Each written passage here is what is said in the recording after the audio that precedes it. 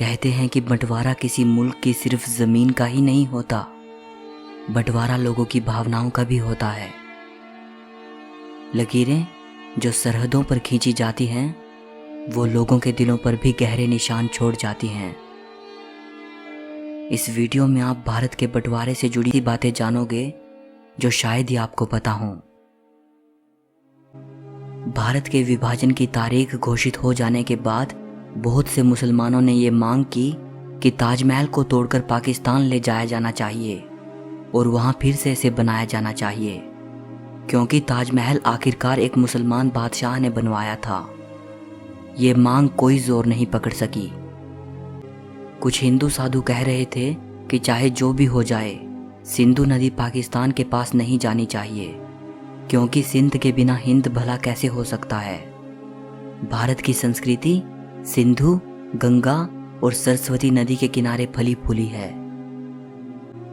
Mountbatten दोनों देशों की इंडिपेंडेंस सेरेमनी में शामिल होना चाहते थे, इसीलिए भारत को आज़ादी मिली 15 अगस्त को और पाकिस्तान को आज़ादी मिली 14 अगस्त को। अगर दोनों देश एक ही दिन आज़ाद होते तो माउंटबेटन के लिए दोनों देशों के समारोह में पहुंच पाना मुमकिन नहीं होता, इसीलिए दोनों देश अलग अलग दिन आज़ाद हुए।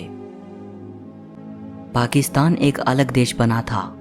उस वक्त उसके पास अपनी करेंसी नहीं थी। 1948 तक पाकिस्तान ने भारतीय नोटों पर पाकिस्तानी मोहरें लगाकर भारतीय करेंसी का इस्तेमाल किया था। 1948 के बाद पाकिस्तान में पाकिस्तानी रुपीस का इस्तेमाल होना शुरू हो गया था। जैसे एक परिवार में दो भाइयों का बंटवारा होता है और घर में मौजूद एक एक चीज़ को बांटा जाता है, भारत पाक बंटवारे के दौरान भी ज़मीन के साथ साथ बहुत कुछ बांटा गया था। सिक्के, नोट, साइकिल, टेबल, कुर्सियाँ, टाइपराइटर, लाइब्रेरी में मौजूद किताबें और इनसाइक्लोपीडिया ब्रिटानिका को भी बांटा गया था। कुछ भारत के हिस्से में आया तो कुछ पाकिस्तान के। इन सब चीज़ों के बंटवारे को लेकर काफ़ी बहस और झगड़े हुए, क्योंकि इस्लाम में शराब हराम मानी जाती है, इसीलिए शराब को लेकर बिल्कुल भी बहस नहीं हुई और शराब भारत के हिस्से में आई। भारत के वाइसरॉय के पास 12 शाही घोड़ा गाड़ियां थी। 6 गाड़ियां सोने से जड़ी थी तो 6 चांदी से। दोनों देश सोने की गाड़ियां चाहते थे। इसको लेकर काफ़ी बहस हुई कि किस देश के पास सोने की गाड़ियां जाएंगी और किसके पास चांदी की। अंत में ये तय हुआ कि टॉस करके इस बात का फैसला किया जाए कि सोने की गाड़ियां किसके पास रहेंगी, और नतीजा भारत के पक्ष में गया। पाकिस्तान की पहली राजधानी कराची थी। बंटवारे के 20 साल बाद 14 अगस्त 1967 को इस्लामाबाद को पाकिस्तान की राजधानी बनाया गया। अप्रैल 1948 को प्राइम मिनिस्टर नेहरू ने कुरुक्षेत्र रेफ्यूजी कैंप का दौरा किया था। ये कैंप 1 लाख लोगों के लिए बनाया गया था, लेकिन इसमें 3 गुना लोग रह रहे थे। शाम को सरकार की तरफ से यहाँ डिज्नी फिल्म्स दिखाई जाती थी, जिन्हें एक बार में 15,000 लोग देखते थे। 14 अगस्त 1947 को जब भारत को आज़ादी मिलने में कुछ ही घंटे शेष बचे थे और देश में हजारों हिंदू सिख मुसलमानों का कत्लेआम हो रहा था, माउंटबेटन के बारे में ये कहा जाता है कि उस वक्त वो अपनी पत्नी एडवीना के साथ अमेरिकन एक्टर बॉब होप की मूवी माई फेवरेट ब्रूनेट देख रहा था। 20 फरवरी 1947 को ब्रिटिश प्राइम मिनिस्टर क्लेमेंट एटली ने यह घोषणा की कि 3 जून 1948 को भारत से ब्रिटिश रूल खत्म हो जाएगा।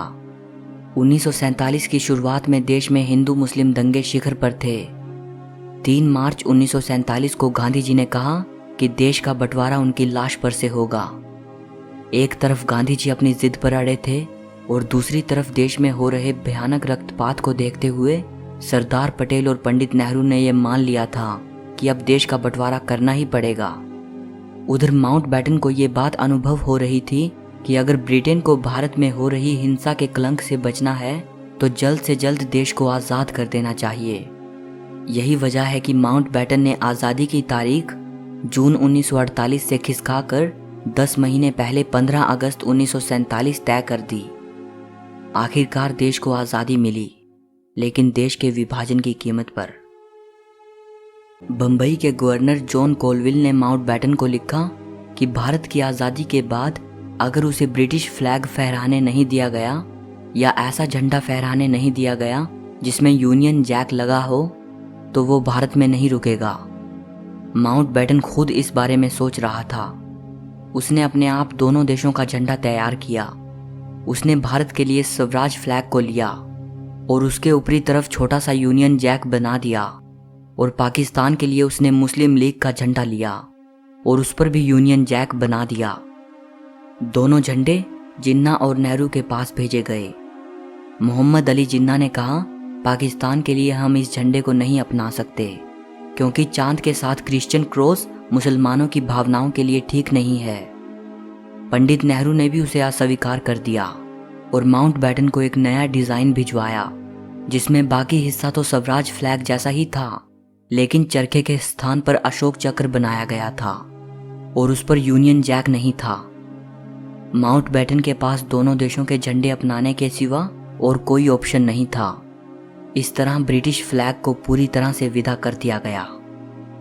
देश भर में ब्रिटिश फ्लैग को उतार लिया गया था और तिरंगा लहराया जा रहा था। पंडित नेहरू ने माउंटबेटन की इस गुजारिश को मान लिया था कि ब्रिटिश फ्लैग को उतारते वक्त किसी तरह का जश्न नहीं होगा ताकि अंग्रेज़ों की भावनाओं को ठेस ना लगे। तिरंगा लहराए जाने पर ही समारोह किए गए। 15 अगस्त 1947 के दिन जब देश आज़ादी का जश्न मना रहा था, तब गांधी जी आज़ादी की रस्म के दौरान हुए किसी भी कार्यक्रम में शामिल नहीं हुए थे। उस दौरान वो कलकत्ता में थे और हिंदू मुस्लिम दंगों को रोकने का प्रयास कर रहे थे। सिरिल रैडक्लिफ जाने माने ब्रिटिश लॉयर थे। इन्होंने ही भारत पाकिस्तान के बीच सीमा रेखा खींची थी। आपको जानकर हैरानी होगी कि रैडक्लिफ को भारत और पाकिस्तान की बाउंड्री लाइंस सेट करने के लिए बंटवारे से महज कुछ ही हफ्ते पहले भारत बुलाया गया था। इससे पहले ये कभी भारत नहीं आए और ना ही इसके बाद वे कभी भारत लौटे। जब रैडक्लिफ भारत आए उस वक्त उन्हें भारत की संस्कृति, व्यापार, राजनीतिक स्थिति, लोगों के आपसी रिलेशन, नदियों के बारे में और भारत के गांव की स्थिति वगैरह के बारे में कुछ भी नहीं पता था। यहाँ तक कि उन्हें भारत की जियोग्राफी की भी कंप्लीट इन्फॉर्मेशन नहीं थी।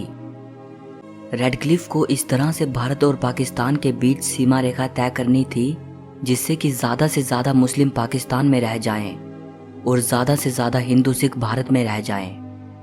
रैडक्लिफ द्वारा खींची गई लकीर ने 50 लाख हिंदू और सिखों को पाकिस्तानी पंजाब में छोड़ दिया और 50 लाख मुसलमानों को भारतीय पंजाब में छोड़ दिया। रैडक्लिफ के काम से ना तो इंडियन लीडर खुश थे और ना ही पाकिस्तानी लीडर। दोनों ने ही जमकर रैडक्लिफ की आलोचना की। इससे रैडक्लिफ नाराज हो गए। रैडक्लिफ को उसके काम के लिए 2000 पाउंड मिलने थे। उसने अपनी नाराजगी जाहिर करते हुए उन पैसों को लेने से इनकार कर दिया। 15 अगस्त 1947 को दोनों देश आज़ाद हो गए और देश का बंटवारा हो चुका था। लेकिन माउंटबेटन ने रैडक्लिफ की सीमा रेखा निर्धारित करने वाली रिपोर्ट आज़ादी के 2 दिन बाद 17 अगस्त को पब्लिश की।